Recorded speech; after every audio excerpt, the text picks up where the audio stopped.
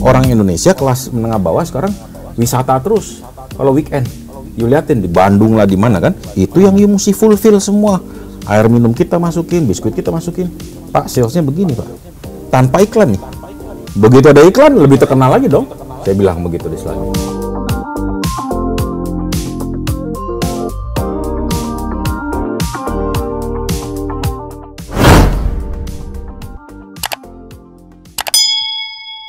Oke, selamat siang, sore semua. So, intinya background saya orang computer science, nyemplung di dunia research. Sebetulnya memang di IT, tapi di research sana. Nah, di research ini khususnya di retail. Kalau saya pernah ditawarin suruh pegang perusahaan riset gitu kan, saya nggak passion di riset. Saya passionnya ketemu sama orang-orang retail gitu loh. Jadi selama 27 tahun itu passion saya adalah bergaul dengan orang-orang retail, bukan risetnya, tapi pegang datanya. Dulu kan saya selalu ajakin kerjasama teman-teman ini semua kan, karena teman-teman ini kan buka toko, nah, operasional doang. Nah, kita Nielsen memang punya kompetensi adalah ngumpulin data, dikelola, dibalikin lagi ke mereka dengan data market. Nah, inilah yang saya liatin ada nilai tambah buat timnya ya. Mulai ngeliatin pasar. Kalau dulu kan memang mungkin nggak perlu data, sikat aja udah buka. Tapi lama-lama kompetisi tinggi. Pengen lihat marketnya bagaimana gitu istilahnya. Ya kan? Nah ini. Jadi dulu saya approach satu-satu. Paling sadis ya ini. Apa sadisnya, Pak? Dicuekin saya. Ini kalau Pak Yogi. Belum tahu manfaatnya apa yang dibutuhkan. Iya, dia bilang nggak usah lah katanya data-data gitu. Masih inget banget saya. Karena tahun yang lalu ya. Karena tokonya masih dikit mungkin Pak. Masih malu-malu. Iya. Takut kepegang gitu loh. Ya, tapi akhirnya apa namanya? Confidentiality apa ya? Ada faktor, tetapi faktor lebih penting adalah bagaimana membuat pasar lebih besar lagi gitu loh ya kan. Confidential selama bisa dipercaya, bisa dijaga ya nggak ada masalah gitu istilahnya. Sampai hari ini pun nggak ada masalah data bocor atau apa gitu, kan? Nah, buat saya lama-lama bergaul ngerti retail, tapi yang lebih penting buat saya kalau dulu kan selalu namanya business review, melihat apa yang sudah dikerjakan. Tapi buat saya bisnis itu saya belajar dari Pak Kuswanto juga, kita butuhnya bisnis preview. Mau ke depan, mau ngeliatnya, kasih tahu saya ke depan kayak apa. Nah, mulailah kita ngeliat apa, saya mulai ngelola data, kumpulin sana sini, dan mesti kasih namanya foresight. Jadi bukan lagi insight, foresight gitu loh. Menebak apa yang akan terjadi. Gitu. Lihat ke depan lah. Ya, gitu loh. Jadi sama pada waktu itu Indomaret, Alfamart muncul. Tapi waktu itu kan saya dapat data dari global juga bahwa hyper ini itu kencang, supermarket kan ya kan, sandwich gitu kan. Nah itu saya kasih info lah ke grupnya Alfamart semua. Pak, hati-hati, waktu itu masih Alfa Gudang Rabat Pak. Ya kasih tahu, ya itu dia ya owner dari Alfa belok gitu kan. Minimarket nih gitu ya, itulah asal usulnya juga gitu. Tetapi ya ke depan juga ini perubahan kan. Nanti kita cerita mengenai dulu kan first consumer boom ya. First consumer boom makanya kita lihat dulu kalau buka toko kan cuma 200-300 Pak ya. Terus kita pesta di puncak gitu kan, acara semua. Tapi terakhir-terakhir kan 1000, di atas 1000 udah nggak ketulungan tempatnya gitu. Nah ini ke depan juga formatnya juga berubah sebenarnya gitu, ya kan? Waktu itu kita juga sudah bicara format nextnya apa. Nah ini digarap sama Pak Puji, Alfa Midi. Ya, saya ingat banget waktu itu Alfa Midi muncul ya. Kita ada lunch Pak ya sama Pak Joko dan keluarga di Marriott waktu itu ya. Nah, terus diluncurkan lah. Waktu itu saya masih di Nielsen, saya bantulah launching di Meridian kalau nggak salah. Gitu loh. Nah ini cikal bakal. Nanti ke depan ini mesti digarap lebih bagus lagi, formatnya lebih matengin lagi. Saya lihat deh. Kayak gini-gini Pak. Jadi kita kasih masukan juga ke bahkan ke grupnya wholesaler ya, makro semua kita kasih insight dan foresight juga seperti itu gitu. Tapi ya Indonesia kan bergerak terus. Gitu ya, so up and down ekonomi semua, nah itu yang kita worry. Sampai hari ini pun meskipun saya sudah pensiun dari Nielsen, saya masih keep in touch dengan semua gitu loh, karena yakin karena posisi saya sebagai istilah saya adalah retail dan consumer strategis itu masih berguna gitu istilahnya, masih berguna buat teman-teman bahkan nggak cuma di retail FMCG, kita juga involve di dunia mall, retail di mall, dan semua ya pusat belanja. Nah itu yang lebih gaya hidupnya lebih cepat lagi. Itu mesti karena perilaku konsumen, Pak. Betul, agile banget. Perubahan baik. Paling parah adalah saya lihatin itu dia informasi yang beredar selama COVID-19. 2 tahun itu informasi seliwar-seliwar, saya bilang waduh, ini ngaco banget gitu kan. Dibilangnya new normal, next normal gitu kan. Back to normal. Buat saya simple back to normal. Makanya saya gencar banget kasih info-info bahwa tenang aja, jangan dijual bisnisnya. Tahan, ini pasti balik lagi gitu kan. Akhirnya kan sekarang kita lihat balik lagi semua. Apa sih sebetulnya, mungkin Pak Yongki bisa bantu memberikan gambaran, apa garis merahnya di Indonesia ini yang 270 juta? Ya. Luar biasa, potensi di atas kertas, tapi menjalankan retail ternyata tidak bisa sehebat yang ada dari data itu sendiri.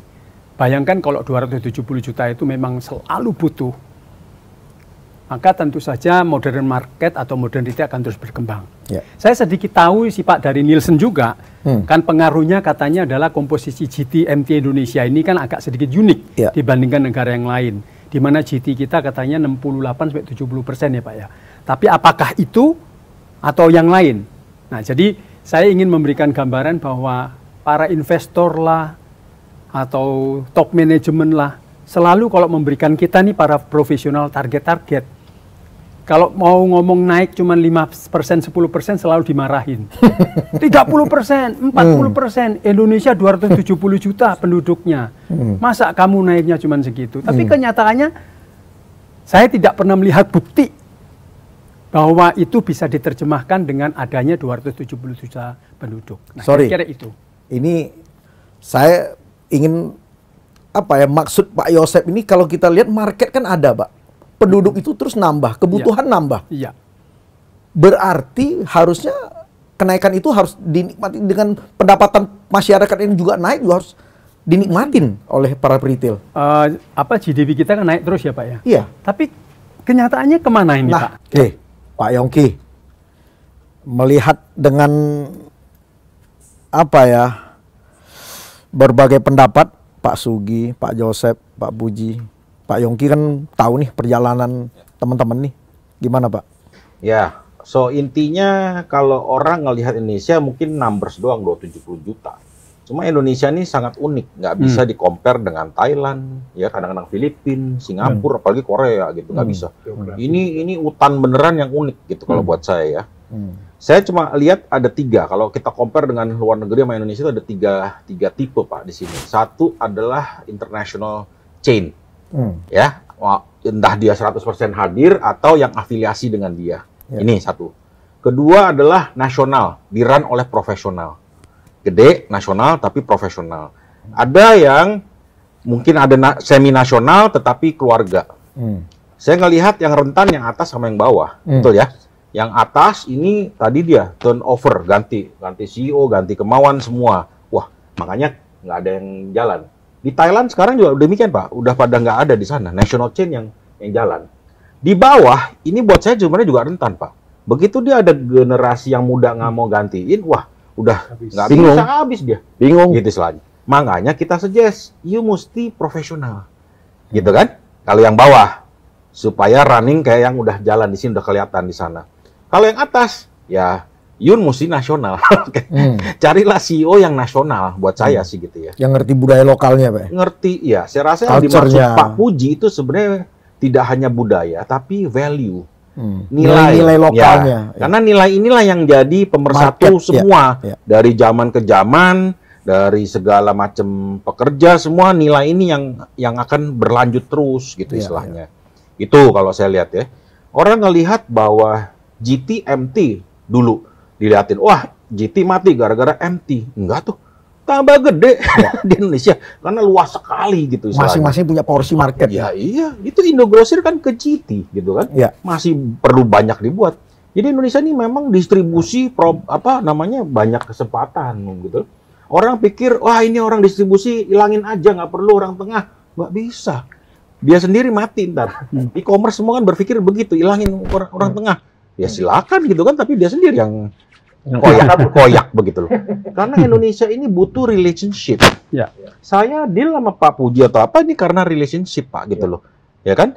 Apapun sekarang saya minta Pak Puji dikasih, dulu kagak pernah dikasih. Karena belum Iya. belum ininya Pak. Nah, Artinya belum jalan. iya belum ada. Sekarang dikasih, apa aja dikasih. Gitu loh. Iya, jadi orang nasional Indonesia tuh nggak bisa langsung nyerodok begini terus tanpa apa-apa main cikat-cikat, nggak bisa. Harus relationship semua, gitu kalau saya bilang ya. Bisnis pun juga demikian. Dengan pelanggan tuh juga relationship. Kenapa dia pilih A, B, C gitu loh. Buat saya orang mungkin orang internasional berpikir grab and go, betul Pak ya? Yes. Saya begitu denger grab and go itu, wah bahaya banget Pak. Kalau udah menganggap toko kita tuh grab and go, nggak ada relationship, wah dia bakal pindah anytime Pak. You mesti punya relationship dengan si kasir lah, si toko lah, brandingnya semua, gitu loh Pak. Harus jatuh cinta, harus ada emosional istilahnya, gitu loh. Itu yang kita bangun. Jadi jangan sampai orang cuma datang beli keluar, waduh sayang banget itu, gitu loh. Nah kalau buat saya Pak, yang namanya e-commerce itu beli udah, gitu kan? Pencet-pencetnya beli. Relationship saya ke dia apa? Nggak ada Pak, gitu. Tapi kalau ke toko lain Pak, tukang parkirnya saya bisa tahu, kasirnya dia kadang-kadang bisa ngasih tahu, Pak ini udah datang Pak, mau ambil nggak? Gitu misalnya. Bosnya saya tahu, gitu semuanya. So it's all about social ya kalau buat saya, karena belanja itu adalah sosial, bukan untuk kebutuhan gitu loh. Nah itu yang saya lihat. So ke depan ya ini dia, saya cuma sebenarnya pengen izin mentak nih, nggak cuma di videoin, tapi one time kita mesti bikin buku. Saya yakin ini guru-guru ini nih punya KPI Pak, contekan-contekan KPI selama karir mereka tuh. KPI itu maksudnya Untuk hitungan-hitungan, hitung-hitungan Pak gitu loh. Itu yang saya udah bergaul lama nggak dapet itu, karena kan hitungan ada di kepala, mungkin ada di mana. Itu yang mesti dicatetin, dibikin buku itu. Intuisi dan feel-nya beda-beda. Ya, gitu loh. Ini kan jagonya supermarket. KPI supermarket apa kalau buka toko? Kalau Pak Puji dulu kan pernah cerita ke saya, sikat terus, mau inflasi tinggi, mau inflasi rendah, sikat terus buka toko, betul Pak ya? Tapi kalau orang finance, waduh inflasi gede nih, wah daya beli turun nih, Maju mundur terus iya. Panas dingin. Ya, jadi intuisinya nggak ada. Kalau intuisinya udah lama di sini kan sikat terus, buka terus.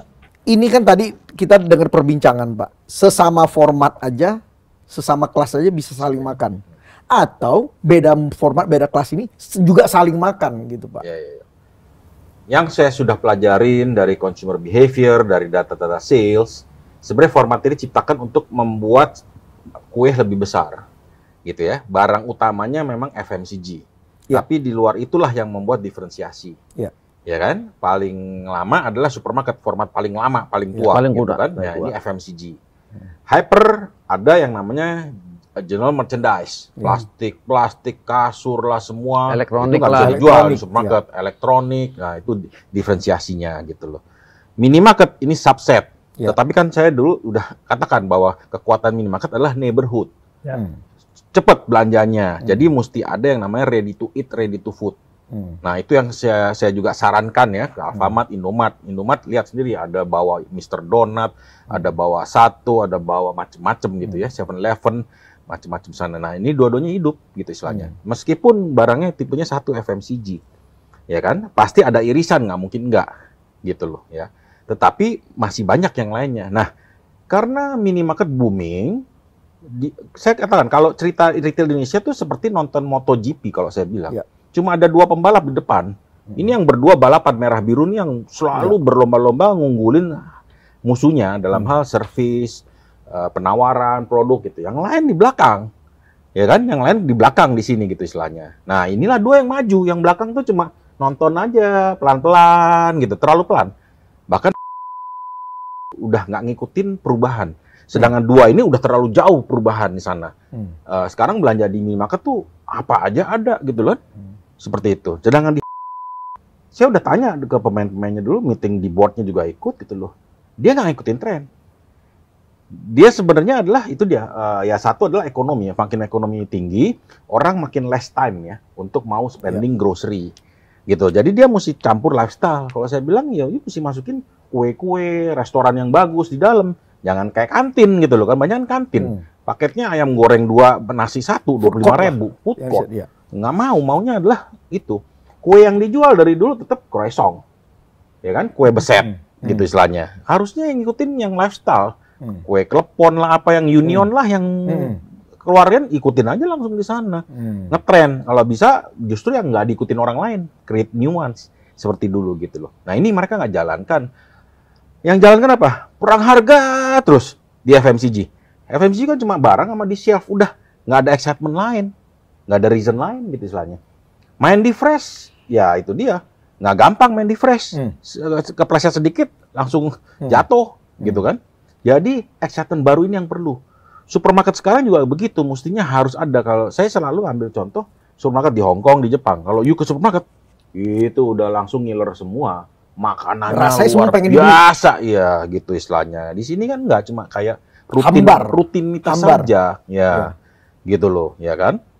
Nah ini yang format ini, makanya gini, saya sih maklum karena tiap pemain ini kan sibuk liatin kompetitor saja, terus operasional. Bahkan saya liatin owner-owner pun masih di lapangan, masih benerin letak-letak barang. Saya bilang mestinya waktunya dia pikir strategik gitu kan, buka cabang lagi di mana, tapi enggak, masih di lapangan gitu istilahnya. Nah ini yang mesti kita pikirin ke depan apa. Nah sayang dengan forum ini mudah-mudahan nih, karena saya udah warning ke teman-teman, begitu masuk 2022, GDP per kapita kita sudah 5.000. Jadi begini Pak, kalau kita cerita ya, tahun 2000, sebelum 2000, tadi kan kita cerita tahun 1970-80 ya, itu begini nih, GDP per kapita, ya flat. Tahu-tahu naik begini Pak, nancep ke atas, 2000 sampai 2014 begini. Wah, berarti ada percepatan. Itulah, Alfamart, Indomart, semua pada masuk, pada garap pasar. Ternyata 7 tahun terakhir, flat lagi Pak, 4.000. 4.000 begini nih. Sekarang udah 5.000 nih. 2030 diharapkan 10.000, berarti nancep lagi ke atas. Makanya saya warning lagi, hati-hati ya. Minimarket di kota harus berubah juga Pak, gitu kan? Lebih exciting lagi. Supermarket sama apalagi, gitu istilahnya ya. Supermarket sekarang kita lihat beberapa pemain udah mulai yang paling kelas bawah udah mulai lemas, karena kelas bawahnya udah nggak aspiratif gitu istilahnya ya kan. Lantas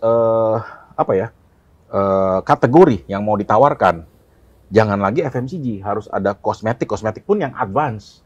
Ya, elektronik juga demikian, advance gitu-gituan. Jadi saya pelajarin waktu itu, saya sudah presentasikan, coba tiru negara mana yang 10.000 dari sekarang, pelajarin. Ternyata Cina Pak, Cina tuh 12.000 sekarang, karena kan masyarakatnya gede. Sudah baru melewati yang 10.000 itu maksudnya. Ya, jadi visit aja Cina, liatin aja orang Cina, gimana dia belanja, makan semua, ngapain semua, that will happen gitu di Indonesia di sini, gitu loh. Kalau yang lain itu Korea, Jepang, ternyata udah lewat 10.000 zaman dulu. Nah, tetapi kan tren-trennya kayaknya nggak ada yang baru, gitu loh. Jadi mesti siap-siap nih Pak, mall lah semua, garaplah yang bener. Kalau nggak sayang, nggak kegarap, duitnya banyak di Indonesia, gitu istilahnya. Dia mau spending, kalau nggak keluar negeri lagi, gitu loh. Ya, sedikit Pak Yongki. Tadi udah masuk sampai, saya kira udah masuk ke pengaruh karena GDP ini mungkin ke lifestyle Pak. Ada nggak perubahan-perubahan juga karena kita ada 3 tahun masa pandemi ini? Sebelum pandemi sampai per hari ini, sudah 3 tahun kita lewatin Pak. Tanggal 2 Maret yang baru lalu, 3 tahun persisnya. Ini juga sangat mempengaruhi dari perilaku si konsumen Pak. Belum lagi nanti sebentar ada pertanyaan saya tentang teknologi dan sosial media yang mempengaruhi kita. Oke, secara singkat saja, secara consumer behavior belanja, nggak ada yang berubah Pak. Tetap dia maunya sosial. Mau turun ke toko, semua seperti itu. Karena, belanja ke toko itu adalah sekalian dia rekreasi Pak. Get in touch gitu ya. Gitu. Jadi itu intinya satu. So, maunya ke toko. Makanya saya bilang, fokus di toko. Ke manufacturer saya bilang, fokus distribusi. Karena orang tuh kadang-kadang belanja karena dia lihat. Gitu Pak, distribusi and availability plus visibility. Produk itu harus kelihatan, gitu istilahnya. Itu yang saya turunkan ke manufacturer. Retailer, jagain toko lagi secepatnya.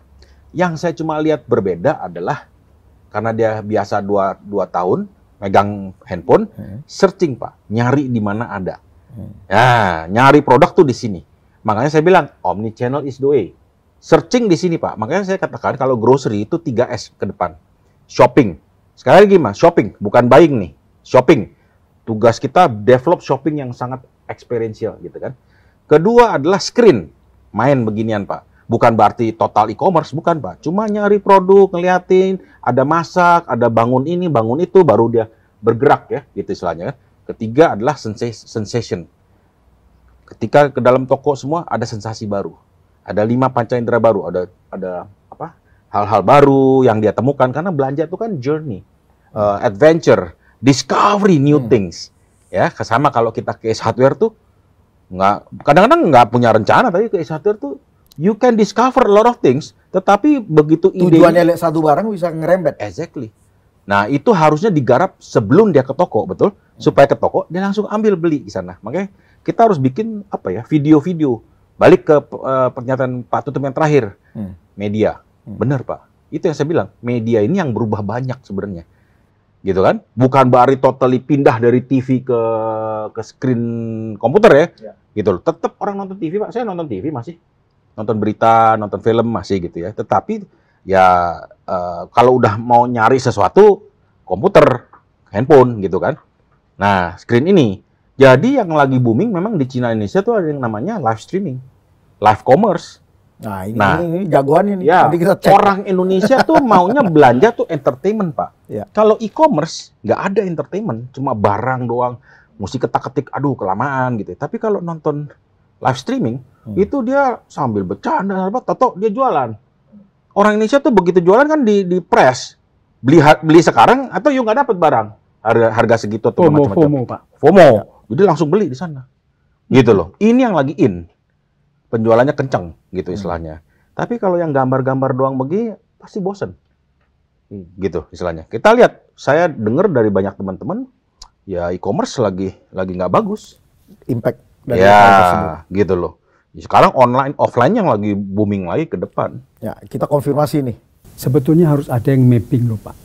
Kedepannya 10 tahun lagi demografi kita itu bagaimana dari sisi umur, dari sisi keluarga. Kita ini kan 30 tahun di retail, pakai pengalaman kita yang kita sekarang sudah nggak belanja banyak.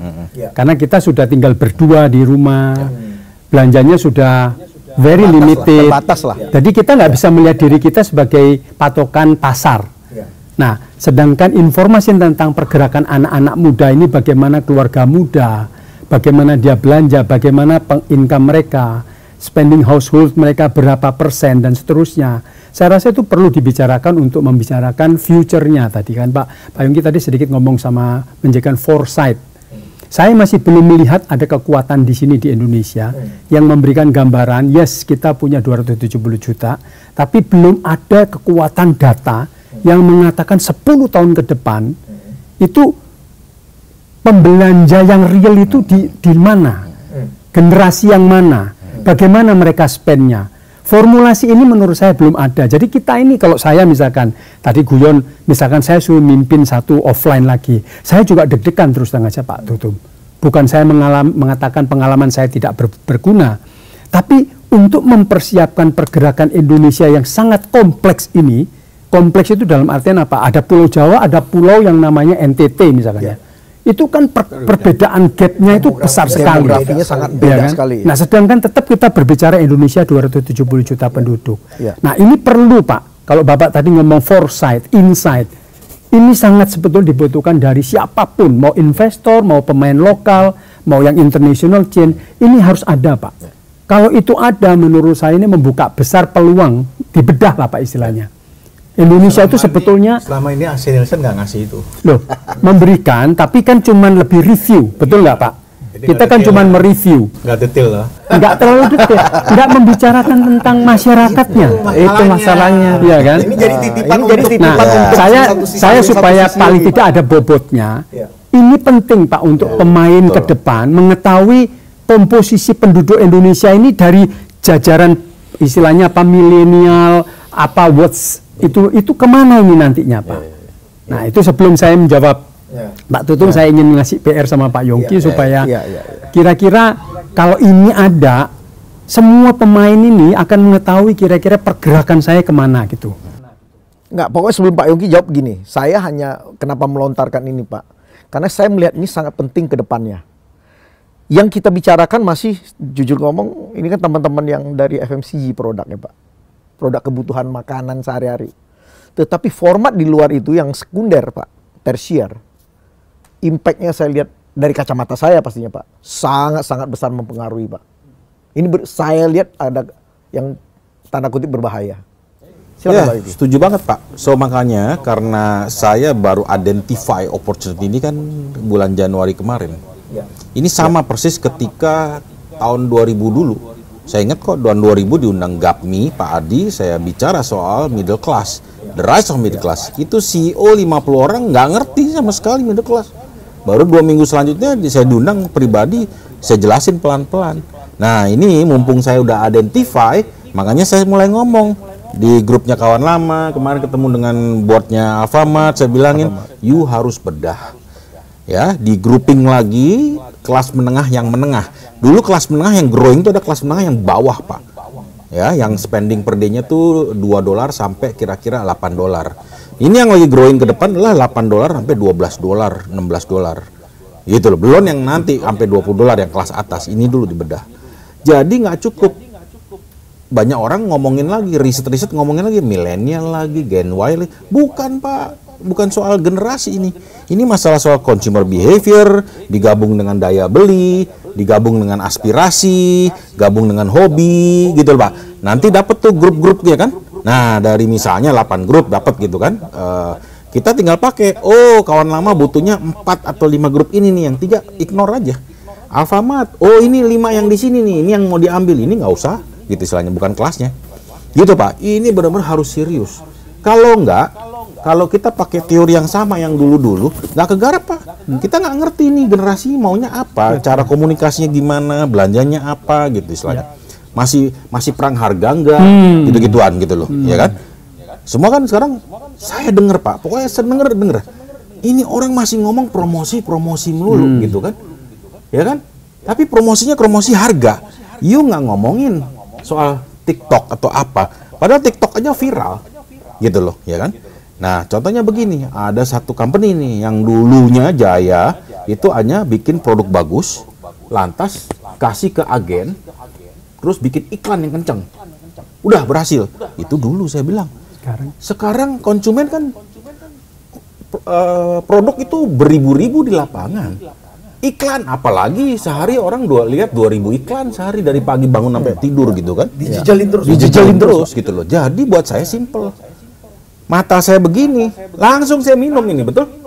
Pokoknya apa yang saya lihat, saya konsumsi. Jadi harus ada availability, distribusi, sama visibility itu tadi. Nah, kita relaunch nih satu biskuit, 2000 perak Pak. Kita relaunch, nggak pakai iklan, tapi digenjotin yang namanya distribusi. Ada di mana-mana gitu kan. Kedua, saya bilang ada channel baru namanya high traffic. Orang Indonesia kelas menengah bawah sekarang wisata terus kalau weekend. You liatin di Bandung lah, di mana kan, itu yang you mesti fulfill semua. Air minum kita masukin, biskuit kita masukin. Pak, salesnya begini Pak, tanpa iklan nih. Begitu ada iklan, lebih terkenal lagi dong. Saya bilang begitu di istilahnya. Jadi itu dia, teori-teori beginian yang mesti digali, bener lagi, dibedah. Saya udah minta ke big manufacturer FMCG beberapa, ke teman-teman Alfamart, juga ke kawan lama, saya bilang ini harus bedah.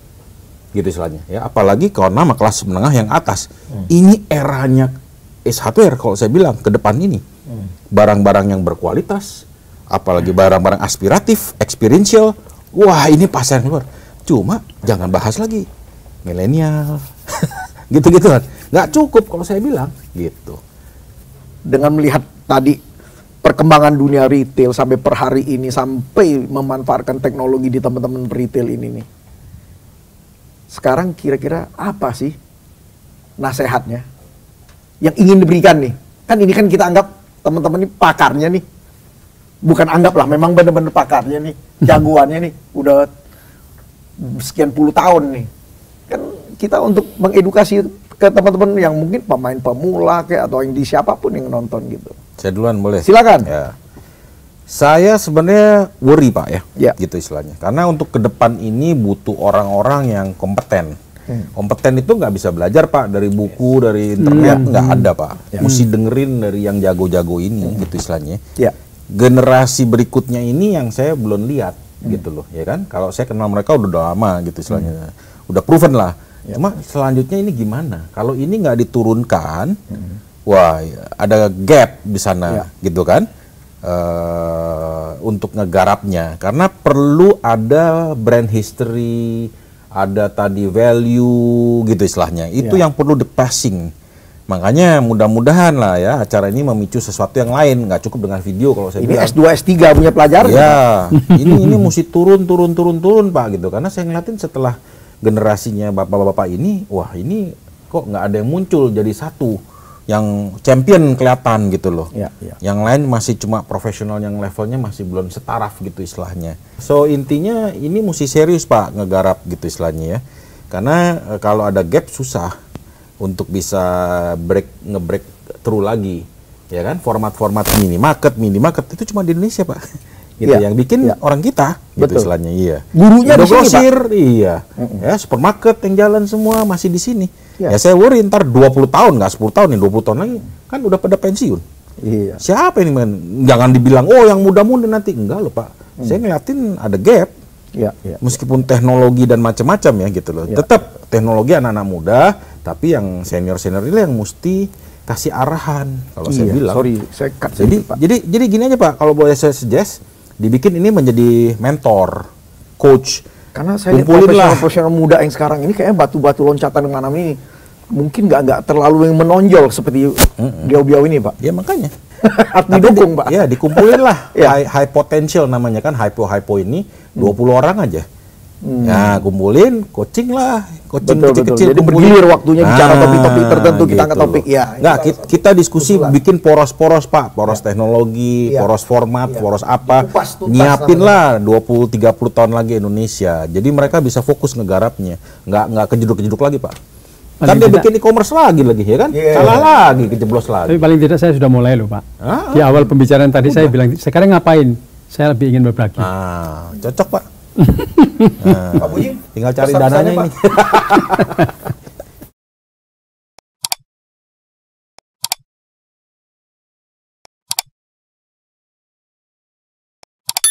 Saya sangat surprise dengan acara kita ini. Ini episode yang pertama yang narasumbernya lebih dari satu orang.